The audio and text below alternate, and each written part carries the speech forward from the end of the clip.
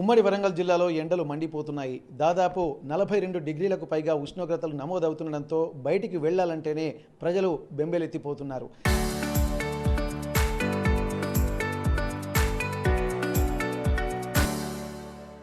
ఇక పశుపక్షాదుల విషయం చెప్పనవసరం లేదు. కాబట్టి ఇక్కడ మానవులు ఎట్లాంటి జాగ్రత్తలు తీసుకోవాలి, ప్రస్తుతం కొడుతున్నటువంటి ఎండలతోటి మానవులు ఎంత ఇబ్బందులు పడుతున్నారు, ఇప్పటికీ వివిధ పనుల మీద బయటకు వెళ్ళేటువంటి వాళ్ళు కొన్ని జాగ్రత్తలు తీసుకోవాలని చెప్పి ఎప్పటికప్పుడు డాక్టర్లు అలాగే కొంతమంది సామాజికవేత్తలు చెప్తున్నప్పటికీ కూడా అత్యవసర పనుల మీద బయటకు వెళ్ళి తమ ప్రాణాల మీద తెచ్చుకుంటున్నారు. ఇప్పటికే ఉమ్మడి వరంగల్ జిల్లాలో పలువురి ప్రాణాలు గాల్లో ఆవిరైపోయినటువంటి పరిస్థితి మనం కొద్ది రోజుల క్రితమే చూసాం. కానీ ఆ ఎండలు కూడా రిపీట్ అవుతుండడము, రోజు రోజుకి ఉష్ణోగ్రతలు పెరుగుతుండడము, ఎండ వేడిమి తట్టుకోలేక చాలామంది ఆసుపత్రుల పాలవుతుండడము, ఇవన్నీ జరుగుతుంటే ఒక ప్రమాదపు ఘంటికలు మోగుతున్నటువంటి నేపథ్యంలో ప్రస్తుతం ఎట్లాంటి జాగ్రత్తలు తీసుకోవాలి, ఎండాకాలం అయిపోయేంత వరకు ఎటువంటి ప్రికాషన్స్ తీసుకుంటే ఎట్లాంటి సేఫ్టీ మెజర్స్ తీసుకోవాలన్నటువంటి విషయం మీద ప్రస్తుతానికి మనం జనగామ జిల్లాలోని ప్రముఖ డాక్టర్ లక్ష్మీనారాయణ గారు మనతో ఉన్నారు. ఒక్కసారి వారితో మనం మాట్లాడదాము. అసలు వారు ఇప్పటికే ఎన్నోసార్లు ఒక అవేర్నెస్ కార్యక్రమాలు కూడా నిర్వహించారు. మరొకసారి వారితో మాట్లాడి ఇక్కడ ఎండల నుండి ఉపశమనం కలగాలంటే ఎట్లాంటి ప్రికాషన్స్ తీసుకోవాలో తెలుసుకున్నటువంటి ప్రయత్నం చేద్దాం. సార్ నమస్తే అండి. సార్, ఇప్పుడు గత కొద్ది రోజుల్లో చూసినట్టయితే ఇక్కడ 42 డిగ్రీలకు పైగా ఉష్ణోగ్రతలు నమోదవుతున్నాయి. కొంతమంది చాలా తెలిసి తెలియక అత్యవసర పరిస్థితులు కూడా బయటకు వెళ్తున్నారు. ఎంత చెప్పినా కానీ చివరికి తమ ప్రాణాల మీద తెచ్చుకుంటున్నటువంటి పరిస్థితి. గత కొద్ది రోజుల స్టాటిస్టిక్స్ చూస్తుంటే మనకు కొంతమంది యువకులు కూడా ఈ ఎండ వేడిమి తట్టుకోలేక ఆసుపత్రుల పాలై వామిటింగ్ సెన్సేషన్ తోటి వాళ్ళు చనిపోయినటువంటి సందర్భాలు కూడా చూస్తున్నాం. ఇప్పుడు ఉన్నటువంటి పరిస్థితుల్లో ఎండల వేడిమి నుండి తట్టుకోవాలంటే ఏం చేయాల్సి ఉంటుంది, అసలు ఈ ఎండల నుండి ఎండాకాలం అయిపోయేంత వరకు ప్రజలు ఎట్లాంటి సేఫ్టీ ప్రికాషన్స్ తీసుకోవాలంటారు? వెంకట్ గారు, మీరు సరి అయిన సమయంలో సరి అయిన అంశాన్ని ప్రజలకు ఎడ్యుకేట్ చేద్దామనే ఉద్దేశంతో ఒక మంచి పాయింట్తో వచ్చారు. నిజానికి ఈ ఎండాకాలం గతంలో వచ్చిన ఎండాకాలంతో పోల్చుకుంటే బహుశా చరిత్రలో నిలిచిపోయే వేడి తీవ్రతతో ఈసారి ఉన్నది. ఎందుకంటే ఈ మధ్యలో నేను పేపర్లో కూడా చదివాను, 1973-74 సంవత్సరంలో ఏదైతే హీట్ వేవ్స్ ఏదైతే టెంపరేచర్ వచ్చిందో మళ్ళీ ఇప్పుడు ఈ కాలంలో టెంపరేచర్ వస్తుందని చెప్పేసి మనం సూపర్ ఎల్నినో కాదు సూపర్ ఎల్నినో ఇప్పుడు వస్తుందని చెప్పేసి మనం వింటూ ఉన్నాము. ఇక ఎల్నినో అంటే అది ఒక సైంటిఫిక్ టర్ము, సామాన్య ప్రజలకు దాని గురించి అంతగా అవసరం లేకపోయినప్పటికీ ఈ ఎండాకాలంలో మామూలు ఎండాకాలంతో పోల్చుకుంటే జరుగుతున్న పరిణామాలేంది, మనం ఎటువంటి జాగ్రత్తలు తీసుకోవాలనేది వీళ్ళకి అర్థమయ్యే భాషలో మనం చెప్పే ప్రయత్నం చేద్దాము. మన శరీర ఉష్ణోగ్రత అనేది inner body temperature, core body temperature అనేది 38 డిగ్రీస్ సెంటీగ్రేడ్ ఆర్ మనకు 36 to 38 వరకు, ఆర్ ఇప్పుడు మనం ఫారెన్హీట్లో చెప్పాలంటే 98.6 డిగ్రీస్ సెంటీగ్రేడ్. సో బయటి టెంపరేచరు లోపల టెంపరేచరు సమానంగా ఉన్నప్పుడు మనం ఐసోథర్మిక్ కండిషన్లో ఉన్నట్టు లెక్క అనమాట. ఐసో అంటే ఈక్వల్. అయితే బయటి టెంపరేచర్ మనకు బాగా చల్లగా అయితే చలికాలంలో ఉంటుంది చూడండి, అప్పుడు ఇక 30 నుండి కిందికి రావడం, 25, 22, 20, 18 అట్లా వస్తూ ఉంటాయి. బయట చల్లగా ఉంటుంది, శరీరం లోపల వేడిగా ఉంటుంది. ఇప్పుడు నార్మల్ వర్షాకాలంలో దాదాపు బయటి టెంపరేచరు మన శరీరం లోపల టెంపరేచరు అదే 98 డిగ్రీస్ ఈక్విలిబ్రియం కండిషన్లో ఉంటుంది. ఎండాకాలం వచ్చేసరికి ఈ 98 కాస్త బయటి టెంపరేచరు ఇప్పుడు మనకు సెంటీగ్రేడ్లో ఎక్కువ కొలుస్తారు. దీన్ని 38 నుండి 39, 40, 41 డిగ్రీల టెంపరేచర్కు ప్రతి ఎండాకాలం వస్తూ ఉంటుంది. అయితే ఇంతవరకు బాడీకి హోమియోస్టాసిస్ సమతౌల్యం చేసుకోవడం, బయటి వాతావరణంతో శరీరాన్ని సమతౌల్యం చేసుకునే దానికి మన బాడీలో బయట వేడి ఎక్కువ ఉన్నప్పుడు మన చర్మం కూడా వేడి పారుతుంది. సో వేడిని చల్లబరచడం కోసం శరీరం ఏం చేస్తుంది చెమట రూపంలో శరీరంలో ఉన్న నీటిని బయటికి పంపిస్తుంది. సో పంపించేసి చర్మాన్ని కూల్ చేస్తుంది, ఏసీ లేకుండా ఏసీకి చేసే కార్యక్రమం. ఇది బాడీలో ఉన్న ఒక మెకానిజం ప్రక్రియ. అయితే ఈ ఎండాకాలం ఏమైందంటే 41 డిగ్రీలు అనేది చాలా సింపుల్ విషయం అయిపోయింది. ఈ ఎండాకాలానికి 41 ఏంద్రా, నేను 43, 44, 45 పోతానన్నట్టుగా తయారైపోయి కూర్చున్నది. అయితే ఈ విషయాన్ని సామాన్య ప్రజలు, అవగాహన లేని వాళ్ళు ప్రతి ఎండాకాలంలాగా దీన్ని కూడా తీసుకొని తమ పనుల కోసం బయటికి వెళ్ళడం ద్వారా వాళ్ళు చేసేది బహుశా 100 రూపాయల పనో 1000 రూపాయల పనో కావచ్చు. కానీ వీళ్ళు ఈ ఎండలో పోవడం ద్వారా వీళ్ళు నష్టపోతున్నది అతి ముఖ్యమైన, మనం అంటాం కదా ఆరోగ్యమే మహాభాగ్యం. అంత గొప్ప ఆరోగ్యాన్ని ఒకటి పోగొట్టుకోవడం, దాని తర్వాత ఇంట్లో చేత కాకుండా పడిపోవడం, దాని తర్వాత ఇంకా వీలు కాకపోతే హాస్పిటల్లో పోయి అడ్మిట్ అవ్వడం, ఇవన్నీ పరిణామాలు చేస్తే నువ్వు చేసిన పనేంది, నువ్వు సంపాదించుకున్న సంపద ఎంత, తెచ్చుకున్న రోగం ఏంది, అనేది కాన్సెప్ట్ లేకుండా జనాలు ఈ మధ్యలో ఈ ఎండాకాలంలో బాగా తీవ్రంగా ఇబ్బంది పడుతూ ఉన్నారు. అయితే అంతకుముందు తక్కువ ఎండ అంటే 41, 42 డిగ్రీల టెంపరేచర్ ఉన్నప్పుడు ఏంటంటే శరీరం వేడిగా రావడము, మళ్ళీ మూత్ర విసర్జన వేడిగా ఉండడము, కొద్దిగా అలసట ఉండడం అనేది సామాన్య లక్షణాలు. ఇది ఇంటికాడ కొద్దిగా చల్లటి నీళ్ళలో కూర్చోవడము, చల్లటి నీళ్లు తాగడము, ఓఆర్ఎస్ ద్రావణం తాగడం, లేకుంటే మజ్జిగ తాగడం ద్వారా ఇది ఇంటికాడ మనం చేసుకోవచ్చు. కానీ ఇప్పుడు ఏంటంటే sudden differentiation in the temperature, అంటే రాత్రిపూట కొద్దిగా మామూలుగా ఉండేసి పగలు ఒక 10-11 అయిపోగానే 45 డిగ్రీలకు 46 డిగ్రీలకు ఈ టెంపరేచర్ వెళ్ళిపోతున్నది. అంటే sudden change in the temperature, ఒకేసారి వాతావరణంలో వేడి, అంటే రాత్రికి పగలుకు తేడా అనమాట. అట్లా అవడం ద్వారా శరీరం కూడా అకష్టం, అంటే దానికి అడ్జస్ట్ కాలేకపోతున్నది. అడ్జస్ట్ కాలేనప్పుడు ఏమవుతుందంటే బయటికి పోయిన వ్యక్తి నార్మల్గా పోయినాడు పేషెంటే ఇంటికి తిరిగి వస్తూ ఉన్నాడు. అయితే దీంట్లో ఏంటంటే ఇప్పుడు మనం మెడికల్ భాషలో చెప్పాలంటే దీన్ని అంటే తెలుగులో కామన్గా చెప్పేది ఏంటంటే వడదెబ్బ, అంటే వడదెబ్బ మామూలుగా తగిలింది, వడదెబ్బ తీవ్రంగా తగిలింది అని చెప్పేసి మనం తెలుగులో చెప్తూ ఉంటాం. కానీ సైంటిఫికల్లీ దీన్ని heat exhaust, heat stroke, heat hyperpyrexia or malignant hyperpyrexia అని ఇట్లా ఒక 3 రకాలుగా దీన్ని డివైడ్ చేస్తూ ఉంటారు. సో ఇట్లా అంటే మనం స్టార్టింగ్ స్టేజ్ని ఏంటంటే హీట్ ఎగ్జాస్ట్ అంటారు. స్టార్టింగ్ స్టేజ్ని ఏంటంటే మనకు 41, 42 డిగ్రీల టెంపరేచర్ ఉన్నప్పుడు హీట్ ఎగ్జాస్ట్ అని, 44 డిగ్రీలు వచ్చినప్పుడేమో హీట్ స్ట్రోక్ అని, 45 కన్నా ఎక్కువ డిగ్రీలు అంటే శరీరం వేడి అంత లెవెల్లో అయితే దాన్ని మ్యాలిగ్నెంట్ హైపర్పైరెక్సియా అని చెప్పేసి ఇట్లా 3 టర్మ్స్ చేస్తూ ఉంటారు. అంటే స్టేజెస్ ఆఫ్ హీట్ అన్నమాట. సో మనం ఒక్కొక్క స్టేజ్కు ఒక్కొక్క తీరుగా ట్రీట్మెంట్ ఉంటుంది. అంటే శరీరం కన్నా కొద్దిగా వేడి అయితే మనిషిని తీసుకొచ్చి ఎండలో నుండి తీసుకొచ్చి చల్లటి వాతావరణంలో కూర్చోబెట్టడము, కొద్దిగా విశ్రాంతి ఇవ్వడము, చల్లటి పానీయాలు ఇవ్వడము, కొబ్బరి బొండం లాంటిది, లేకుంటే ఓఆర్ఎస్ ద్రావణం, ఉప్పు ద్రావణం ఇవ్వడము, లేకుంటే మజ్జిగ లాంటిది ఇవ్వడంతో ఇంటికా ట్రీట్మెంట్ సరిపోతుంది. కానీ హీట్ స్ట్రోక్ అంటే 104 డిగ్రీల టెంపరేచర్ కాడికి వచ్చినప్పుడు ఏంటంటే అది ఇంట్లో చేసే వైద్యం కాదు. ఎందుకంటే దీని పరిణామాలు అనేటివి చాలా తీవ్రంగా ఉంటాయి. బాడీలో అంటే ఉడకబెట్టినట్టు, ఇప్పుడు మనము ఏదైనా కూరను అన్నాన్ని ఉడకబెడతాం చూడు, మామూలుగా నీళ్ళలో పెడితేనే అది మామూలుగానే ఉంటుంది.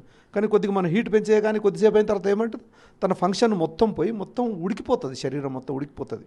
అంటే 104 డిగ్రీస్ టెంపరేచర్ కాడికి వచ్చినప్పుడు ఆర్ 45 డిగ్రీస్ టెంపరేచర్కి వచ్చినప్పుడు శరీరం మొత్తం లోపల ఉడికిపోయినట్టు అయిపోతుంది. అంటే మనము కేవలము వేడిని మాత్రమే తగ్గించడం కాకుండా శరీరంలో మెదడు దగ్గర నుండి మొదలుకుంటే మోకాలు వరకు ఏదైతే అవయవాలు వేడికి ప్రభావితం అయిపోతాయో వాటిని ఒక పద్ధతి ప్రకారము కూల్ చేసే కార్యక్రమం హాస్పిటల్లో మాత్రమే జరుగుతుంది.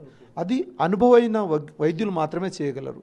ఇప్పుడు కొంత పేషెంట్లు ఏం చేస్తారంటే ఇంట్లో తెలిసి తెలియని వైద్యం చేయడము, లేకుంటే తెలిసి తెలియని సగం నాలెడ్జ్ ఉన్న మనుషుల దగ్గర వైద్యం చేసుకోవడం.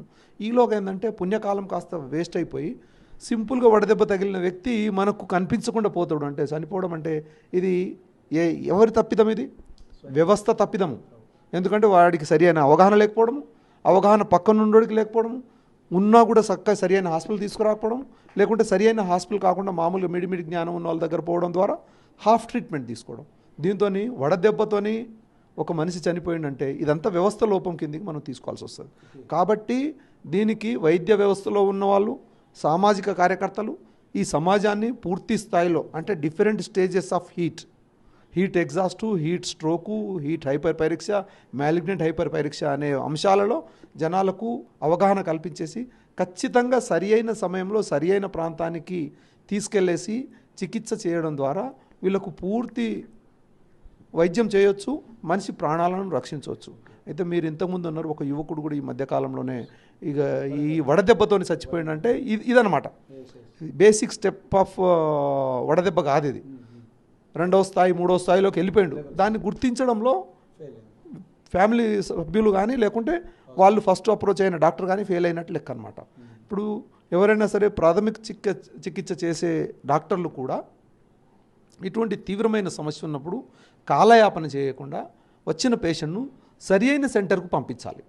పంపించడం ద్వారా ఇప్పుడు కొన్నిసార్లు ఏంటంటే వీళ్ళకు డిహైడ్రేషన్ అయిపోయి మనిషి కోమాలోకి వెళ్ళిపోవచ్చు. అంటే దానికన్నా ముందు ఎట్లుంటుందంటే కన్ఫ్యూజన్లో ఉంటాడు మనిషి, అసలు ఏం చేస్తుండో ఏం మాట్లాడుతుండో వాళ్ళకి అర్థం కాదు, ఒళ్ళంతా పొడి పారిపోయినట్టు ఉంటుంది, చెమట కనిపించదు బయటికి. బాగా వడదెబ్బ తగిలిన వాళ్ళకు విషయం ఏంటంటే బయట ఈ ఈ హోమియోస్టాసిస్ అంటే స్వెట్టింగ్ రావడం ద్వారా బాడీని కూల్ చేసే ప్రక్రియ అనేది అది అబ్సెంట్ అయిపోతుంది, అది దాటిపోతుంది. ఈ చెమట రాదు, ఇట్లా ముట్టుకుంటేనేమో వేడిగా అనిపిస్తూ ఉంటాడు. సో బయట టెంపరేచరు శరీరం లోపల టెంపరేచర్ ఇట్లా హీట్ అవుతూ ఉంటుంది. కాబట్టి దీన్ని వైద్య వ్యవస్థలో ఉన్న ఏఎన్ఎంస్ కానీ, ప్రైమరీ హెల్త్ సెంటర్లో పనిచేసే వాళ్ళు కానీ, లేకుంటే ప్రాథమిక వైద్యులు కానీ దీన్ని సరి అయిన సమయంలో గుర్తించాలి. ఉన్నటువంటి ఏఎన్ఎంలకు కానీ ఇప్పుడు గ్రామీణ స్థాయిలో పనిచేసేటువంటి వాళ్ళకి ఇప్పుడు మీరు చెప్పినంత సబ్జెక్ట్ ఉందంటారా? ఎందుకంటే ఇప్పుడు గుర్తించడంలో వైఫల్యం ఉన్న తర్వాత, ఎందుకంటే ఒక 22 సంవత్సరాల యువకుడు దీంట్లో తన ప్రాణాలు కోల్పోయాడంటే ఇక్కడ వైద్యులు గుర్తించడంలో విఫలమవ్వడం ఒకటి, ప్లస్ సమయానికి హాస్పిటల్ తీసుకురాకపోవడం ఒకటి, ఒకవేళ హాస్పిటల్ తీసుకుపోయినా కానీ ట్రీట్మెంట్ అందుబాటులో ఉండకపోవడం ఒకటి. ఎందుకంటే ఇది వ్యవస్థ లోపంగా మీరు దీన్ని పరిగణించి ఒక చాలా చక్కని మెసేజ్ ఇచ్చారు. ఎందుకంటే అందరి రెస్పాన్సిబిలిటీ ఇక్కడ తీసుకోవాల్సినటువంటి అవసరం ఉంటుంది. ఇక్కడ ఏంటంటే ఎండాకాలం రోజు రోజుకు ముదురుతున్నటువంటి నేపథ్యంలో గ్రామీణ స్థాయిలో ఉన్నటువంటి వాళ్ళు వ్యవసాయ పనులకు ఇట్లవన్నీ వెళ్ళేటువంటి అవకాశం ఉంటుంది. ఇప్పుడు ఐకేపీ సెంటర్లో చూసినట్టయితే ఇప్పుడు ఎక్కడ వర్షం వస్తుందన్న కూడా భయంతో ఐకేపీ సెంటర్లో ఉన్నటువంటి కళ్ళలో ఉన్నటువంటి ధాన్యాన్ని కూడా తొందర పంపించేటువంటి ప్రయత్నం చేస్తున్నారు. అట్లాంటప్పుడు వీళ్ళకు కూడా వడదెబ్బ తాగేటువంటి ప్రయత్నం ఉంటాయి. మరి గ్రామీణ ప్రాంతాల్లో ఉన్నటువంటి వీళ్లకు ఇప్పుడు ఉన్నటువంటి ఏఎన్ఎంలకు కానీ ఇక్కడ ఉన్నటువంటి వాళ్ళందరికీ ఇప్పుడు మీరు చెప్పినంత కాన్షియస్నెస్ ఈ హెల్త్కు సంబంధించి ఉందంటారా? ఒకవేళ లేకపోతే మరి వాళ్ళకు ఒక శిక్షణ తరగతులైన ప్రివెంటివ్ మెజర్స్లో భాగంగా తీసుకోవాల్సి ఉంటుంది కదా? గ్రామీణ భాషలో చెప్పాలంటే వీళ్ళు వడదెబ్బ అని సింపుల్గా తీస్తూ ఉంటారు. చల్లటి పానీయాలు తీసుకోవాలి, కొద్దిగా నీళ్లు తీసుకోవాలని చెప్పేసి వీళ్ళు చెప్తా ఉన్నారు. అయితే నిజంగా కూడా ఒకవేళ హీట్ ఎక్కువైపోతే ఎటువంటి లక్షణాలు ఉంటాయనేది నాకు తెలిసి ప్రభుత్వ వ్యవస్థ, కలెక్టర్ గారు, డిఎంఎండ్హెచ్ఓ ద్వారా ప్రైమరీ హెల్త్ సెంటర్లలో ఈ ఏఎన్ఎంలకు పూర్తి స్థాయి ఈ ఎండాకాలం గురించి ట్రైనింగ్ ఇస్తుందని చెప్పేసి మనకున్న అవగాహన మేరకున్నది. ఇంకా ఏంటంటే ఇప్పుడు ఎట్లుంటుందంటే నాలెడ్జ్ కూడా మనం ముందు నేర్చుకున్నది దాన్ని ఆచరణలోకి తీసుకురాకపోతే, పునశ్చరణ చేసుకోకపోతే ఏంటంటే మర్చిపోయే అవకాశం కూడా ఉన్నది. కాబట్టి ఈ ఎండాకాలంలో ఈ ఏఎన్ఎంలు కావచ్చు, లేకుంటే హెల్త్ రిలేటెడ్ పర్సనల్స్ ఎవరైతే ఉన్నారో వీళ్ళు కొద్దిగా ఇంకా అవగాహన పెంచుకుంటే మంచిదని చెప్పేసి మీ ద్వారా సమాజానికి తెలియజేస్తా ఉన్నాను. మీరు ఒక మంచి అంశాన్ని తీసుకొచ్చారు. రైతులు ఏంటంటే 6 కాలం కష్టపడి పండించిన పంటను అమ్ముకోవడం కోసం అని చెప్పేసి కళ్యాణాలలో, ఎందుకంటే గతంతో పోల్చుకుంటే ఇప్పుడు ప్రభుత్వాలు తీసుకొస్తున్న విధానాల మూలంగా ఇరిగేషన్ అంటే ఇప్పుడు నీటి వనరులు పెరిగి పంటలు ఎక్కువ మొత్తంలో వస్తున్నాయి. సో ఈ వచ్చిన పంటలను అమ్మే సమయం ఈ ఎండాకాలం. సో ఈ ఎండాకాలంలో అమ్మే సమయంలో ఏంటంటే రైతు తొందరగా అమ్ముకోవాలని చెప్పేసి ఈ రోడ్డు మీదనే అక్కడనే ఉండేసి వడదెబ్బకు ముఖ్యంగా పేద రైతులు గురవుతున్న సంగతిని మనం గమనిస్తూ ఉన్నాం. సో దీనికి ప్రభుత్వము, కలెక్టర్ గారు, డిఎంఎండ్హెచ్ఓ గారు, మెడికల్ వ్యవస్థ, అలాగే ప్రైవేట్ సెక్టార్లో ఉన్న ఇండియన్ మెడికల్ అసోసియేషన్ కావచ్చు, లేకుంటే హాస్పిటల్స్ కావచ్చు, వారి స్థాయిలో జనాలను పూర్తి స్థాయిలో అవగాహన కలిగించి, అలాగే బేసిక్ ఫస్ట్ వడదెబ్బ తగలకుండా ఉండేందుకు ఎటువంటి జాగ్రత్తలు తీసుకోవాలనే విషయాన్ని ఈ ముఖ్యంగా బయట పనిచేస్తున్న రైతులు, కళ్యాణాలలో ఉన్న రైతులు, పంటలకు కాపలా ఉంటున్న రైతులు, పేదవాళ్ళు ఎవరికైతే అవగాహన లేదో వాళ్లకు ఖచ్చితంగా అవగాహన చేయాల్సిన అవసరం ఉన్నది. వాళ్లకు అంటే ప్రైమరీ ఆ ప్రాంతంలో ఓఆర్ఎస్ పాకెట్లు కావచ్చు. సార్ ఇప్పుడు ఈ సందర్భం వచ్చింది కాబట్టి ఇప్పుడు మళ్ళీ మనం ఒకసారి ఆర్టీవీ వేదిక ద్వారా ఇప్పుడు ప్రివెంటివ్ మెజర్స్ ఏమేమి తీసుకుంటే బాగుంటుంది? ఎందుకంటే ఉద్యోగరీత్యా టౌన్లలో బయటికి వెళ్ళేటువంటి వాళ్ళు ఉంటారు, అలాగే వ్యవసాయ పనులతోటి గ్రామీణ వాతావరణంలోకి బయటికి వెళ్ళేటువంటి వాళ్ళు ఉంటారు. ఈ అందరూ కూడా ఎండకు వెళ్ళడం కామన్ అయిపోయింది. కాబట్టి ఎట్లాంటి ప్రివెంటివ్ మెజర్స్ వీళ్ళు తీసుకుంటే బాగుంటుంది అంటారు? బయటి టెంపరేచర్ను మనం కంట్రోల్ చేయలేము. అది 44, 45, 44 డిగ్రీస్ ఉంటుంది. సో మనము నేచర్ను కంట్రోల్ చేయనప్పుడు మనం కంట్రోల్ చేసుకోవాలి. అంటే మార్నింగ్ 10 గంటల వరకు, అంటే పొద్దున 5 గంటల నుండి 10 గంటల వరకు, అంటే దాదాపు 5 గంటల సమయం మనం అనుకుంటాం పొద్దున పూటే అని చెప్పేసి అనుకుంటాం. మళ్ళీ సాయంత్రం 4 నుండి రాత్రి 8 గంటల వరకు, అంటే అదొక 4 గంటల సమయం. మనం కరెక్ట్ పొద్దున 5 నుండి 10 గంటల వరకు 5 గంటలు, సాయంత్రం 4 నుండి 8 గంటల వరకు 4 గంటలు, అంటే 5, 4, 9 గంటలు. డే టైంలో ఎవరైనా సరే యాక్టివ్గా పనిచేసే వ్యక్తి కూడా 8 నుండి 9 గంటలు మాత్రమే పనిచేసుకోగలడు. ఈ ఎండాకాలంలో కూడా మన వర్క్ను ప్రణాళిక చేసుకుంటే, షెడ్యూల్ చేసుకుంటే, పొద్దుటి పూట చేసుకోవడము, మళ్ళీ సాయంత్రం పూట చేసుకోవడము, మధ్యాహ్నం పూట మాత్రం ఖచ్చితంగా నీడలో కొద్దిగా డీహైడ్రేషన్ కాకుండా, వేడికి తగలకుండా ఖచ్చితంగా జాగ్రత్త తీసుకుంటే ఏంటంటే మనం మేజర్, ఇప్పుడు మనిషి హార్ట్ అటాక్తో చచ్చిపోతేనేమో అబ్బా గుండె జబ్బుతో చచ్చిపోయినరా అని చెప్పేసి అంటాం. కానీ వడదెబ్బతో కూడా చచ్చిపోవడం అంటే అవగాహన లేక చచ్చిపోయినట్టే. ఇప్పుడు సమాజం తప్పుతో పాటు వ్యక్తి తప్పు కూడా. ఎందుకంటే ఈ ఎండను తను లైట్ తీసుకోవడం ద్వారానే కదా బయటికి పోయింది. సో అట్లా లైట్ తీసుకోవద్దు, ఎస్పెషల్లీ దిస్ సంవత్సరం. ఎందుకంటే సూపర్ ఎల్నినో. ఇంకోటి నిన్ననే నేను సోషల్ మీడియాలో చూసిన, ప్రపంచం మొత్తంలో 100 నగరాలు అత్యంత వేడి నగరాలుగా గుర్తిస్తే అందులో 95 నగరాలు ఇండియాలోనే ఉన్నాయి. అందులోనూ దక్షిణ భారతదేశంలో ఉన్న నగరాలు మరీ వేడిగా ఉన్నాయని చెప్పేసి మనం చదువుతూ ఉన్నాము. సో ఖచ్చితంగా మనకు అవునన్నా కాదన్నా తెలంగాణ ప్రాంత వాసులకు, ఆంధ్ర ప్రాంత బిడ్డలకు వేడి దెబ్బ తగిలే అవకాశాలు ఉత్తర భారతదేశంతో పోల్చుకుంటే ఎక్కువ. కాబట్టి ఖచ్చితంగా మనం ఈ నెల రోజులు, మే మంత్ ఇప్పుడు రేపటి నుండి స్టార్ట్ అవుతుంది. సో ఈ జూన్లో కూడా జూన్ 15th వరకు కూడా దాదాపు ఎండలు ఉండే అవకాశం ఉన్నది. కాబట్టి ఎండ సమయంలో నీడ పట్టున ఉండాలి. నీడ సమయంలో పొద్దుటి పూట, సాయంత్రం పూట పని చేసుకోవాలి. పోయేటప్పుడు చల్లటి పానీయాలు తమ వెంట తీసుకెళ్ళాలి. ఎండకు ఏమవుతుంది అని చెప్పేసి ఎక్స్పోజ్ కాకుండా మధ్యాహ్నం బయటికి ఉండాల్సి వస్తే ఖచ్చితంగా నీడ పట్టునే ఉండాలి.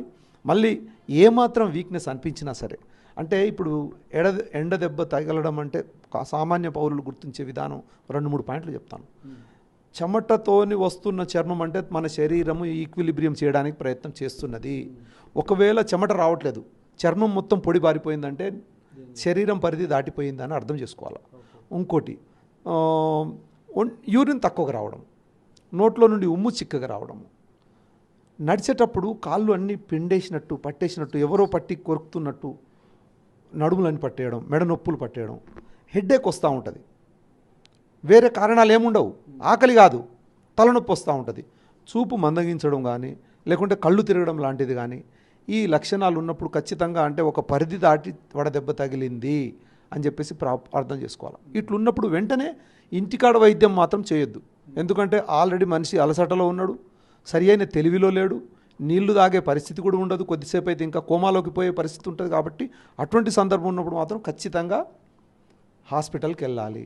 చెమట రావట్లేదు అంటే నువ్వు హాస్పిటల్కి వెళ్ళాలి. సింపుల్ లాంగ్వేజ్లో, ఊరి భాషలో అర్థమయ్యేటట్టు చెప్పాలంటే, చెమట రావట్లేదంటే నీ శరీరం దానికి కూల్ చేసే పరిస్థితిలో లేదు, ఇక కూలింగ్ సెంటర్కి పోవాలి, అంటే హాస్పిటల్.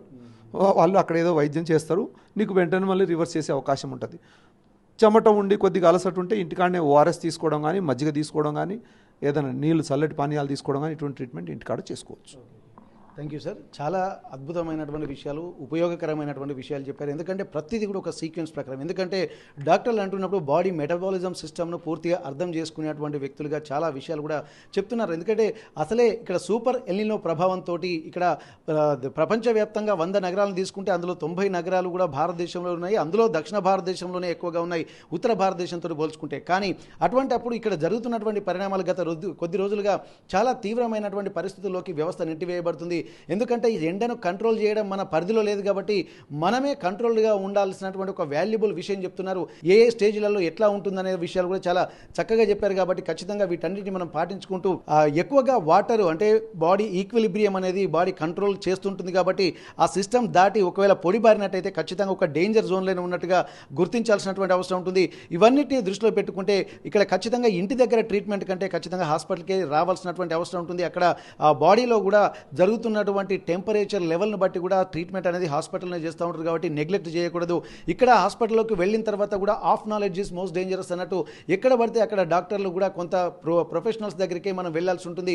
ఇక్కడ ఇంటి దగ్గర గుర్తించడంలో ఒక వైఫల్యం జరుగుతూ ఉంటుంది. హాస్పిటల్కి వచ్చిన తర్వాత డాక్టర్లు సరైనటువంటి విషయాన్ని కూడా గుర్తించకపోవడం వల్ల మరో వైఫల్యము. కొన్ని ఇక్కడ మందులు కానీ ఇక్కడ కొన్ని ఎక్విప్మెంట్స్ అందుబాటులో లేకపోవడం వల్ల కూడా మరొకరి, అంటే ఇక్కడ ఒక వ్యక్తి ఎండ దెబ్బకు తగిలిన తర్వాత మరణిస్తున్నాడంటే ఇన్ని స్టేజ్లలో కూడా ఫెయిల్యూరే ప్రధాన కారణంగా ఇక్కడ చెప్తున్నటువంటి పరిస్థితి. కాబట్టి ఇవన్నిటిని దృష్టిలో పెట్టుకొని ఇక్కడ సేఫ్టీ ప్రికాషన్స్ తీసుకోవాల్సినటువంటి అవసరం అయితే కనిపిస్తుంది. మొత్తం ఓవరాల్గా ఇప్పుడు జరుగుతున్నటువంటి పరిణామాలను దృష్టిలో పెట్టుకుంటే ఇక్కడ ఎండ దెబ్బ తగలకుండా ప్రతి ఒక్క వ్యక్తి రోజుకు మినిమం 8 గంటలు పని చేస్తూ ఉంటారు. కాబట్టి ఆ 8 గంటల్ని కూడా ఒక ప్రణాళికాబద్ధంగా పని చేసుకుంటూ వెళ్తే మాత్రం 8 గంటల పని ఎండాకాలంలో కూడా చేసుకుంటారు. కానీ ఎండలు మండుతున్నటువంటి సమయంలో బయటికి వెళ్ళి అవగాహన రాహిత్యంతో స్వీయ నియంత్రణ లేకపోవడం అనేది కూడా ఒక ప్రమాదానికి కారణమవుతుంది. కాబట్టి ఇవన్నిటిని దృష్టిలో పెట్టుకుని ఎండాకాలంలో మాత్రం ఖచ్చితంగా ఒక సిస్టమేటిక్ లైఫ్ని మనం లీడ్ చేయాల్సినటువంటి అవసరం ఉంటుంది. ఒక ప్రణాళికబద్ధంగా ఉద్యోగస్తులు కూడా అలాగే వ్యవసాయం దగ్గరికి వెళ్ళేటువంటి వాళ్ళు కూడా ఒక సిస్టమేటిక్ ప్లాన్ ఉంటే మాత్రం ఖచ్చితంగా ఈ ఎండల నుండి ఉపశమనం పొందుకోవచ్చు. ఒకవేళ ఇబ్బందులకు గురైనా కానీ మళ్ళీ అక్కడి నుండి ఒక ట్రీట్మెంట్ కూడా త్వరగా చేసుకోవచ్చు అన్నటువంటి విషయం కూడా చెప్తున్నటువంటి పరిస్థితి. ఏదేమైనప్పటికీ కూడా ఎండాకాలం అయిపోయేంత వరకు కూడా ఆ సిస్టమ్ కంటిన్యూ చేయడం వల్ల అందరూ బాగుంటారు. ముఖ్యంగా ఒక ప్రధాన అంశం కూడా డాక్టర్ గారు లేవనెత్తినటువంటి అంశం ఇప్పుడు ఆర్టీవీ గమనించింది. ఎందుకంటే ఇక్కడ ఇది ఒక వ్యక్తి ఎండ దెబ్బతోటి మరణించాడు, మృత్యువాత పడ్డాడంటే ఇది వ్యవస్థలోని లోపం కూడా అన్నటువంటి ఒక విషయాన్ని కూడా మనం గమనించాలి. ఎందుకంటే ఇక్కడ స్వచ్ఛంద సంస్థలు పనిచేస్తూ ఉంటాయి, డాక్టర్లు ఉంటారు, ప్రభుత్వాలు పనిచేస్తూ ఉంటాయి. ఇక్కడ ఏఎన్ఎంలు లాంటి వాళ్ళతో గ్రామీణ ప్రాంతాల్లో కూడా ఇంతమంది సిస్టంలో పనిచేస్తూ ఉంటున్నారు. ఇంత వ్యవస్థ జరుగుతున్నప్పటికీ కూడా ఒక వ్యక్తి కేవలం వడదెబ్బ తగిలి ఇక్కడ సూపర్ సన్ స్ట్రోక్ రావడం వల్ల చనిపోతున్నాడంటే ఏదో ఒక దగ్గర తనని కంట్రోల్ చేసి బతికించేటువంటి అవకాశాలు ఖచ్చితంగా ఉంటాయి. కానీ ఇక్కడ మరణించాడంటే వ్యవస్థలోని లోపం అన్నటువంటి ఒక విషయాన్ని కూడా మనం చాలా తీవ్రంగా పరిగణించాల్సింది. దీన్ని దృష్టిలో పెట్టుకొని మరి ప్రభుత్వాలు కానీ ఇక్కడ జిల్లా అధికార యంత్రం కానీ ఇక్కడ ఉన్నటువంటి వాళ్ళకు కూడా మరీ సరైన శిక్షణ ఇచ్చి పునశ్చరణ చేయాలంటున్నారు. ఎందుకంటే భారతదేశంలో ఉన్నటువంటిది సమశీతోష్ణ పరిస్థితులు ఉంటాయి. 4 నెలల ఎండాకాలం, 4 నెలలు వర్షాకాలం, 4 నెలలు శీతాకాలం. ఎందుకంటే ప్రతిదీ రిపీట్ అవుతూ ఉంటుంది కాబట్టి మళ్ళీ పునశ్చరణ చేసుకొని మళ్ళీ సీజనల్గా డెసిషన్ తీసుకోవాల్సినటువంటి ఒక అవసరం అయితే ఖచ్చితంగా కనిపిస్తున్నటువంటి విషయాన్ని కూడా చాలా స్పష్టంగా చెప్తున్నారు. అందు గురించి ఒక్కసారి డాక్టర్ గారికి ఇంత వాల్యుబుల్ విషయం ఇచ్చినందుకు ఒక్కసారి మనకి వాళ్ళకి ధన్యవాదాలు చెప్దాము. ధన్యవాదాలు సార్. ఎందుకంటే ఇప్పటివరకు అన్ని స్టేజ్లలో ఉన్నటువంటి వాళ్ళకి ఇంత డీప్ నాలెడ్జ్ అయితే ఉండదు. ఇక మీరు చెప్పినట్టు గ్రామీణ భాషలో చెప్తే వడదెబ్బకే గురవుతున్నారు అన్నట్టు సింపుల్గా తీసేస్తూ ఉంటారు. కానీ ఇంత సైంటిఫిక్ రీజన్ మన బాడీ మెటబాలిజం సిస్టమ్ ఏ దశలో ఎట్లా పనిచేస్తుందన్నది కూడా చాలా చక్కగా చెప్పారు. మరొకసారి ధన్యవాదాలు. ఇట్లాంటి వ్యవస్థ కూడా అంటే అవేర్నెస్ కార్యక్రమాలు కూడా ప్రజలకు అవసరం ఉంటుంది కాబట్టి ఖచ్చితంగా ఈ వీడియో కూడా ప్రతి ఒక్కరూ సేవ్ చేసుకొని డాక్టర్ గారు చెప్పినటువంటి అంశాలని ప్రతి ఒక్కటి కూడా మరీ రిపీటెడ్గా విని మళ్ళీ తన స్వీయంగా అంటే సొంతంగా కూడా అంటే వడదెబ్బ బారిన పడకుండా ఎట్లాంటి జాగ్రత్తలు తీసుకోవాలి అవన్నీ తీసుకోవాల్సినటువంటి అవసరం అయితే ఈ సీజన్లో ఖచ్చితంగా కనిపిస్తుంది. ఎందుకంటే ఎప్పుడు లేని ఎండలు కూడా ఇక 1970s ఉన్నటువంటి ఎండలు ఈసారి వచ్చాయంటే చాలా దారుణమైనటువంటిది సూపర్ ఎల్నినో కాబట్టి మరింత ప్రివెంటివ్ మెజర్స్ తీసుకోవాల్సినటువంటి అవసరాన్ని కూడా ఇక్కడ డాక్టర్లు చెప్తున్నటువంటి పరిస్థితి. జనగామ నుండి కెమెరా పర్సన్ వంశీతో వెంకటరత్నం, ఆర్టీవీ వరంగల్. ఆలింపురం గ్రామ సర్పంచ్ని పాకల నాగలక్ష్మిని. నేను నిన్ననే మాట్లాడినాను విక్రమ్ సార్ సూపర్వైజర్ తోటి. ఏంది గుంటలు, ఈ గుంటల నీళ్లు బాగా నిలిచిపోయినాయి, ఇవి తీసేయాలి, పైపు వేరేది మార్చండి అనేసి చెప్పిన. మన జనాలకు ఉల్టా పైపులకి ఈ నీళ్లు అట్లనే వెళ్ళిపోతాయి, రోగాలు వస్తాయి, అనారోగ్యాలతో మలేరియా జ్వరాలు వస్తాయని మిషన్ భగీరథ సూపర్వైజర్ విక్రమ్ గారితో మాట్లాడడం జరిగింది. అమ్మ నువ్వేమి బాధపడకు, నేను వెంటనే వచ్చి పైపు మార్చేస్తా అని చెప్పిండు నిన్ననే. మరి ఇంతల్నే మన అమ్మాయి మోక్ష నీళ్లలో పడి చనిపోవడం జరిగింది. కాబట్టి మీరు కాంట్రాక్ట్ వాళ్ళు అశ్రద్ధతో చాలా ప్రాణాలు పోయినాయి. ఆలింపురంలో 10 మంది. మొన్న కూడా పద్మ లైట్లు లేక చీకటికి గుంటలతోటి రోడ్డు దాటలేక కూడా ఆమె ఎక్కడ పోవాలో అర్థం కాక ఆమె 40 ఏళ్ల వ్యక్తి చనిపోయింది. పిల్లలకు కరువైంది, కుటుంబానికి కరువైంది. కాబట్టి మీరు కాంట్రాక్ట్ వాళ్ళు అశ్రద్ధ చేయకుండా ప్రభుత్వము కాంగ్రెస్ ప్రభుత్వం నిర్లక్ష్యంతో కాంట్రాక్టర్లు ఇట్లా చేస్తుండ్రా ఏంది, మా కుటుంబాలు ఆలింపురంలో కుటుంబాలు ఆగమవుతున్నా పట్టించుకోవడం లేదు అనేసి ఆవేదన వ్యక్తం చెందుతుంటూ నేను చెప్పినా వినట్లేదు అనేసి నేను ఈ ధర్నా మోక్షకు న్యాయం జరగాలి అనేసి మోక్షకు న్యాయం జరగాలి, కాంట్రాక్టర్ రావాలనేసి ఈ జనం అంతా ఆలింపురం జనము కార్యకర్తలు, మాజీ ఎంపీటీసీలు, సర్పంచులు వీళ్ళందరూ ధర్నా చేయడం జరుగుతుంది.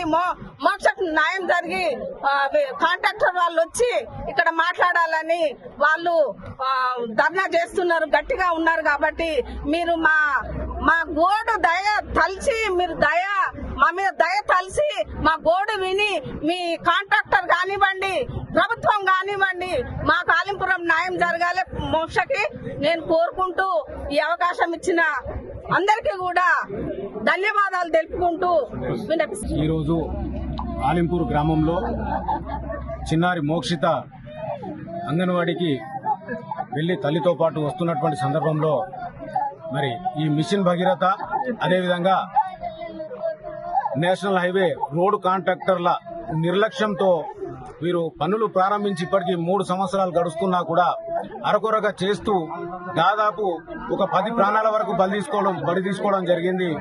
మరి ఈరోజు తల్లితో పాటు వస్తున్నటువంటి చిన్నారి మోక్షిత 4.5 సంవత్సరాల పాప జారి ఆ మిషన్ భగీరథ గుంతలో పడిపోయి నీళ్లు మింగి చనిపోవడం జరిగింది. మరి ఈ నిర్లక్ష్యానికి మరి బాధ్యులు ఖచ్చితంగా ఇక్కడికి రావాల్సింది మేము కోరుకుంటాం రావాలని చెప్పి మరి గ్రామస్తులు అందరం కలిసి మేము ఇక్కడ ధర్నాకు దిగడం జరిగింది. ఈరోజు మొన్నటికి మొన్న ఇక్కడ మరి పాకాల పద్మ అనేటువంటి ఒక మహిళ రోడ్డు దాటుతున్నటువంటి క్రమంలో మరి చనిపోయిందని చెప్పి వాడితో గట్టిగా వాగ్వాదం దిగితే ఈ లైట్లు వేసినారు, కానీ వాడి కనెక్షన్ కూడా మర్చిపోయినారు. ఇంతవరకు కూడా కనెక్షన్ ఇవ్వలేదు. మరి రోడ్డు అక్కడ నుండి స్టార్ట్ చేసుకుంటే మా ఊరి స్టార్టింగ్ నుండి స్టార్ట్ చేసుకుంటే ఎండింగ్ వరకు దాదాపు ఇక్కడ మా ఊరుకు సంబంధించినటువంటి వాళ్ళే 4 రైతులు చనిపోవడం జరిగింది. అదేవిధంగా పరగ్రామాలకు సంబంధించినటువంటి వాళ్ళు ఒక 4 రైతులు చనిపోవడం జరిగింది. ప్రాణాలతో బయటపడేటువంటి వాళ్ళు చాలా తక్కువ ఉన్నారు.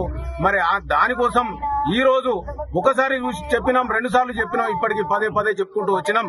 మరి ఈ రోజు వరకు కూడా వాళ్ళ లోపల చలనం లేదు. కాబట్టి ఖచ్చితంగా రోడ్డు కాంట్రాక్టర్ అదేవిధంగా మిషన్ భగీరథ కాంట్రాక్టర్ వీళ్ళిద్దరు కలిసి అధికారులు ఇద్దరు కలిసి సంయుక్తంగా ఇక్కడికి వచ్చి మాకు మరి ఇక్కడ వాళ్ళు మాట ఇచ్చేంత మట్టుకు మేము ఇక్కడ ధర్నాను విరమించేటువంటిది లేదు. ఖచ్చితంగా ధర్నాలో కూర్చుంటాం. నేషనల్ హైవే వాళ్ళు నేషనల్ హైవేకి సంబంధించినటువంటి కాంట్రాక్టర్ ఎవరైతే ఉన్నారో ఆ కాంట్రాక్టర్ వచ్చి వారికి సంబంధించిన బాధ్యులు వచ్చి మాకు ఇక్కడ మాట ఇచ్చేంత మట్టుకు ఇక్కడ ఈ నుండి ధర్నా విరమించేటువంటిది లేదు అని చెప్పి తెలియజేస్తా ఉన్నాం. న్యాయం జరగాలంటే ఎన్హెచ్ వాళ్ళ మొదటి ముఖ్యమైనదంటే ఎన్హెచ్ డిపార్ట్మెంట్ డి గారు కానీ ఎస్సీ గారు కానీ సి గారు కానీ వాళ్ళ దృష్టికి నేను 3 సంవత్సరాల నుంచి గతంలోనే సర్పంచ్ గా చేసినప్పటి నుంచి వాళ్ళ దృష్టిలో ఉన్నది. కాబట్టి ఇది మెయిన్ ఒక రోడ్డు పని 3 సంవత్సరాలు కానీ కారణము ఏది కాంట్రాక్టర్ నిర్లక్ష్యం వల్ల. ఈ నిర్లక్ష్యానికి నిరసనగా మిషన్ భగీరథ కాంట్రాక్టర్ ఎన్హెచ్ వాళ్ళు ఎన్హెచ్ డిపార్ట్మెంట్ ఎస్సీ గారు కానీ డిపార్ట్మెంట్ వాళ్ళు 3 కారకులు దీనికి. ఎందుకంటే నిమ్మకు నీరెత్తేనట్టుగా ఉన్నది. గత సంవత్సరంలోనే సర్పంచ్ గా ఉన్నప్పుడు ఎన్నోసార్లు వీళ్ళకు నోటీసులు పెట్టినాము, ఎన్నోసార్లు విజ్ఞప్తి చేసినాము, ఎమ్మెల్యే గారితో చెప్పించినాము, ఎంపీ గారితో చెప్పించినాము. అయినా కూడా వీళ్ళకు నిమ్మకు నీరెత్తుగా ఉన్నది పనుల విషయంలో. దీనికి 100% ఖండిస్తూ న్యాయం జరగాలని, మోక్షంగా న్యాయం జరగాలని చూస్తున్నాం.